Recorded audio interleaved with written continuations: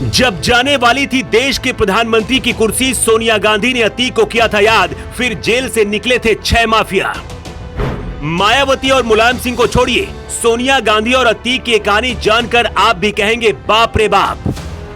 सोनिया गांधी के लिए अतीक ने 48 घंटे में किया था ये बड़ा कांड। माफिया की ताकत देखकर हिल गया था पूरा देश। अतीक अहमद की ये वो कहानी है जब देश के एक प्रधानमंत्री की कुर्सी को बचाने के लिए कांग्रेस को अतीक अहमद की याद आई थी। उस दौरान अतीक अहमद जेल में बंद था। इधर दिल्ली में एक प्रधानमंत्री की कुर्सी जाने वाली थी। अगले 48 घंटे में वोटिंग होनी थी। सोनिया गांधी के साथ कांग्रेस के बड़े बड़े दिग्गज नेता बैठे थे। तभी किसी ने अतीक अहमद का नाम लिया। हाँ, ये वही अतीक अहमद जिसे मार दिया गया है, जिसके खौफ से पूरा प्रयागराज कांपता था। अतीक अहमद का नाम सुनकर कुछ देर के लिए सोनिया गांधी शांत हो गई थी, क्योंकि शर्त बहुत बड़ी थी और रिस्क भी था।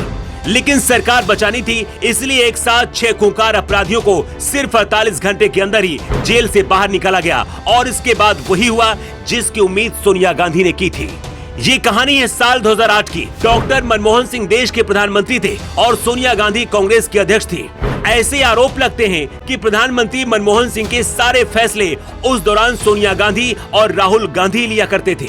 साल 2008 में डॉक्टर मनमोहन सिंह की सरकार में ही भारत अमेरिका असैन्य परमाणु समझौते को लेकर कांग्रेस की कई सहयोगी पार्टियों ने उनका विरोध किया।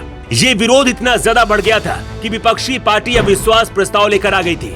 बीजेपी को लग रहा था कि कांग्रेस की सरकार अब गिर जाएगी। उस दौरान अतीक अहमद सपा का सांसद था और जेल में बंद था। मुलायम सिंह यादव से सोनिया गांधी की बात हो गई थी और सपा कांग्रेस को समर्थन कर रही थी। Bahubalis of Indian politics from bullet to wallet किताब में बताया गया है कि कैसे गैंगस्टर नेता को उन बाहुबलियों में से एक होने का गौरव प्राप्त था जिसने यूपीए सरकार को गिराने से बचाया था। इस किताब को राजेश सिंह ने लिखी थी। राजेश सिंह ने अपनी किताब में आगे लिखा, लोकसभा में यूपीए के 228 सदस्य थे और अविश्वास प्रस्ताव से बचने के लिए सरकार को 44 वोट कम थे। हालांकि प्रधानमंत्री मनमोहन सिंह ने कह दिया था कि उनकी सरकार सत्ता में बनी रहेगी, लेकिन इसकी सच्चाई बाद में पता चली कि आखिर डॉक्टर मनमोहन सिंह को इतना कॉन्फिडेंस क्यों है। विपक्ष के अविश्वास प्रस्ताव पर मतदान से 48 घंटे पहले सरकार ने देश के कानून तोड़ने वालों में से 6 अपराधियों को फरलो पर जेल से बाहर निकाल दिया ताकि वो अपना वोट दे सके।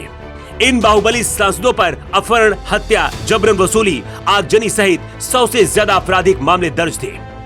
अतीक अहमद और समाजवादी पार्टी के बीच सबसे ज्यादा करीब रिश्ता रहा है। सपा का सांसद रहते हुए ही अतीक को कांग्रेस की सरकार बचाने के लिए 2008 में जेल से निकाला गया था। अतीक अहमद की हत्या होने के बाद बीजेपी विरोधी सभी राजनीतिक पार्टियां योगी सरकार पर हमला बोल रही हैं। मायावती हो या फिर मुलायम सिंह यादव हो, यहाँ तक कि कांग्रेस ने भी अतीक अहमद की राजनीतिक मदद ली। लेकिन ये भी एक विडंबना है कि जिस कांग्रेस की सरकार को अतीक अहमद ने बचाने में खास भूमिका निभाई थी, अतीक के मरने के बाद सोनिया और राहुल गांधी ने ना बोलना ही सही समझा।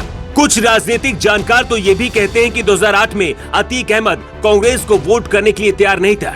इसके बाद मुलायम सिंह यादव ने सोनिया गांधी से फोन पर बात करवाई थी। इसके बाद अतीक ने कांग्रेस के लिए वोट किया और मनमोहन सिंह की सरकार बचाई। इस कहानी के बारे में शायद बहुत कम लोगों को पता है। इसे लेकर लोगों की अलग अलग प्रतिक्रियाएं भी हैं, लेकिन इसे लेकर आपका क्या कहना है कमेंट बॉक्स पर लिखकर जरूर बताएं। युग युग के लिए ब्यूरो रिपोर्ट।